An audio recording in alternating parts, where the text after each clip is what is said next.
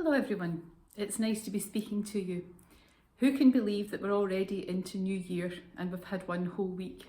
Now, I don't know about you, but what I've been doing is clearing up our Christmas decorations, and in a way it was quite sad, and the house looks all quite sparse and nothing very glittery about it at all. But it made me think about what had happened last year before I brought the decorations out, and as I was packing, wondering, wonder what this year will bring before we bring these decorations back out again. Now, who would have believed that we would have had no school, would have been learning at home, we would have been unable to go to Brownies, to BB, to visit our friends. Everything has changed, everything's different.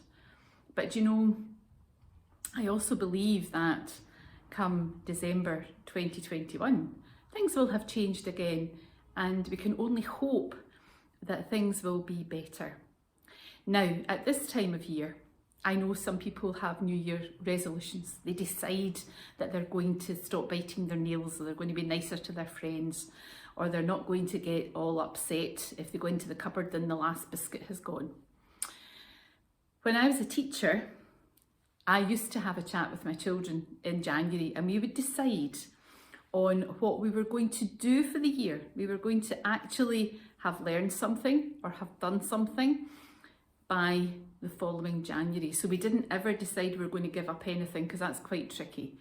We would always think, we'll see by this time next year. So it was a by this time next year list that we made. Everybody wrote down one thing and popped it into a jar. And then in the November, just before we got ready for Christmas and just before Advent, we would open up the jar and we would all have a read to see what we thought we would do and to see if we'd managed it. And one year, I decided that I was going to try to be on time wherever I went, because I'll let you into a secret. I'm not really very good at timekeeping. I never have been, because I didn't learn to tell the time until I was 10. Managed all the way through life. I'm 56, and you know what? I've managed fine so far. I frustrate several people, including my husband, Mr. Murning. But you know, my world's a great place, and I managed to get there.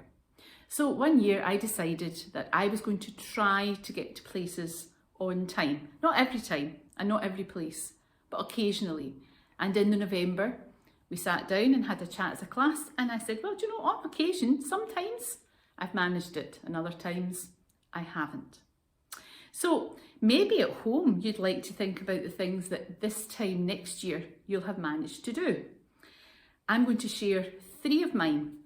One of my Christmas presents was a bread maker. Now, I've had one of those before. It's a very fancy thing, and I'm going to turn this camera around so you can see it. So don't get too giddy once I show you that I've got this black box. Okay, do you see it? And it makes bread. And it's very fancy. The one I had before only had 10 recipes. This has 65. So I'm going to try to make at least 30 of those recipes by this time next year. So that's one of my things. The next thing I'm going to do is I've decided I'm not going to worry about things quite so much. Sometimes I just worry about the daftest things that seemed important at the time, but you know, the more I thought about them, I thought, really, is it worth me worrying about this and get myself all tied in knots? So I've decided I'm really going to try not to do that. And the third thing is I got for Christmas something. A book called The Boy, the Mole, the Fox and the Horse, and it looks like that. And I think it's an amazing book because it stops you and makes you think. And here's one of the quotes from this book. "We don't know about tomorrow," said the horse. "All we need to know is that we love each other." And that's a really important thing that I'm going to carry around in my heart. And this time next year, I may be able to tell you if we're in church, and if not, I look forward to recording it and tell you if I've managed to do that. So I'll repeat it. We don't know about tomorrow, and neither we do. We don't know what's ahead of us. Sometimes that's good, and sometimes it's maybe not so good. But all we need to know is that we love each other. And all that we all need to know is that God loves us. That is something I am very sure about. And I'd like you to be sure about it as well. Because God loves every one of us. He takes us by the hand and He leads us through life. You maybe cannot see Him, but He's there. And in my heart, as Linda Murning, I know that. And you will know that too. So you pray, as I will, that we know God loves us.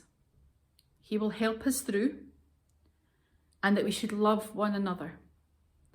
And if we remember that, this time next year, we'll open that jar and say, what have I managed to do?